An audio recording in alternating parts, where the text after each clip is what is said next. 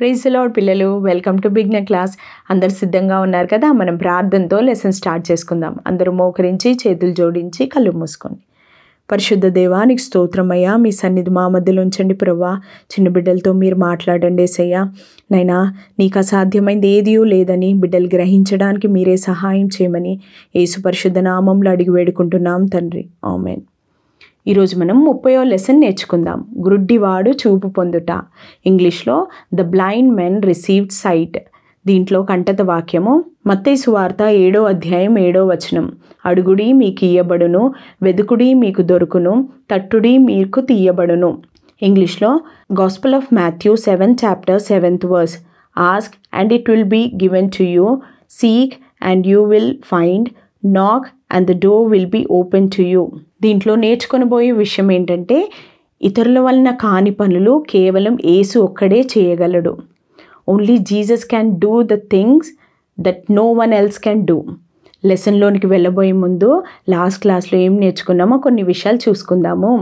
ఎరికో ప్రాంతం గుండా యేసయ్య వస్తున్నాడని తెలుసుకున్న జక్కయ్య త్వరగా వెళ్ళి ఎంతో ఆశతోని యేసయ్యని చూడాలనుకున్నాడు కదా.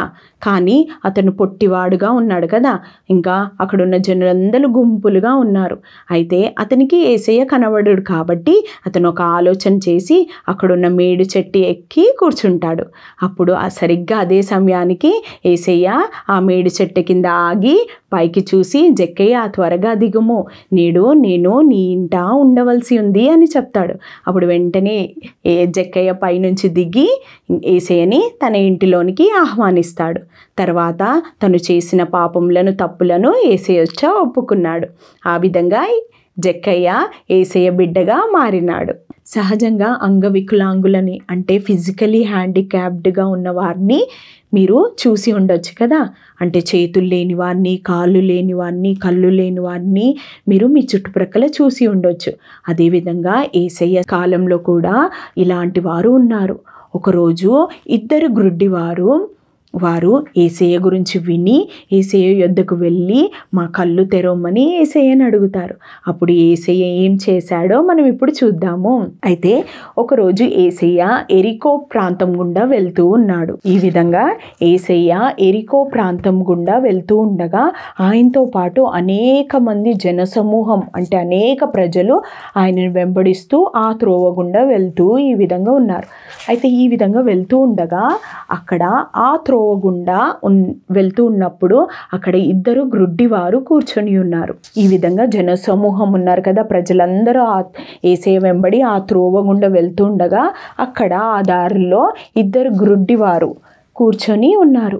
అయితే ఈ గ్రుడ్డివారు అక్కడ ఇంతమంది జనసమూహము అంటే ఇంతమంది ప్రజలు వెళ్ళడం వారు గ్రహించి ఏమైంది అని వారు అక్కడ అడిగి ఉండొచ్చు. అప్పుడు అక్కడున్న ప్రజలు యేసయ్య ఈ మార్గం గుండా వెళ్తూ ఉన్నారని వారు వింటారు. అప్పుడు విన్నప్పుడు వారు గ్రహించి ఉండవచ్చు కదా, వారు అనుకొని ఉండవచ్చు కదా, యేసయ్య అద్భుతాలు చేస్తారని, వారి కళ్ళను తెరుస్తాడని వారు గ్రహించి వారు ఆలస్యం చేయకుండా ఇంకా బిగ్గరగా కేకలు వేస్తారు. ఏమని అంటే, దావీదు కుమారుడా మమ్మను కరుణించుము అని కేకలు వేస్తారు.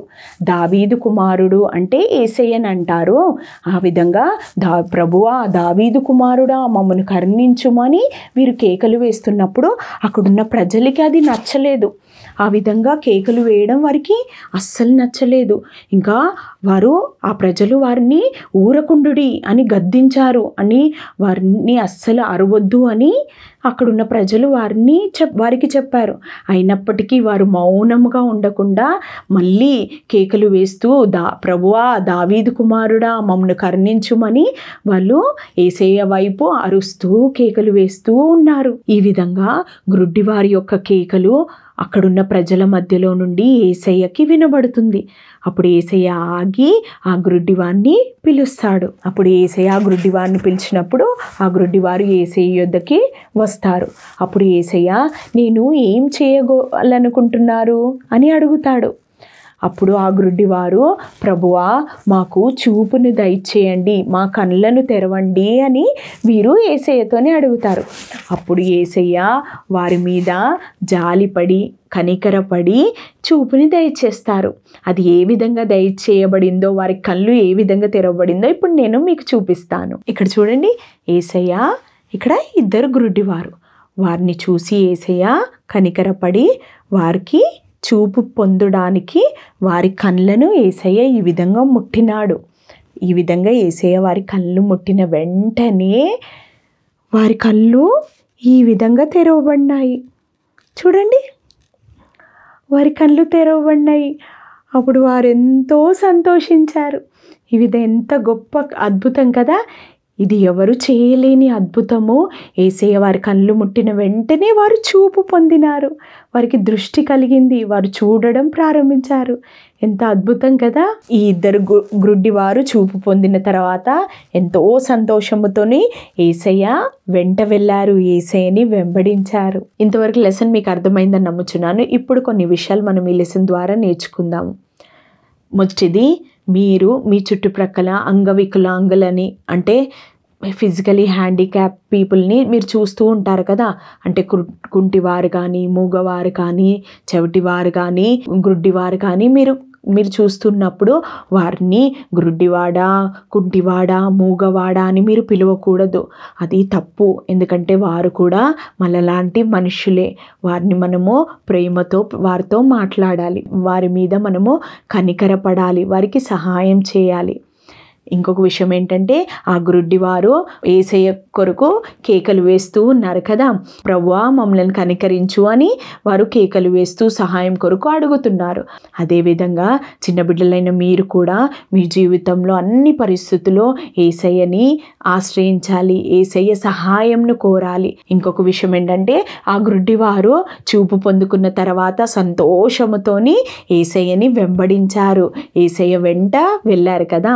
అదేవిధంగా మీరు కూడా మీ జీవితంలో యేసయ్య ఎన్నో మేలు చేశారు కదా, ఎంతో సహాయం చేస్తున్నాడు కదా. అందుని బట్టి యేసయ్య మార్గంలోనే మీరు నడవాలి, ఆయనను మాత్రమే మీరు వెంబడించాలి.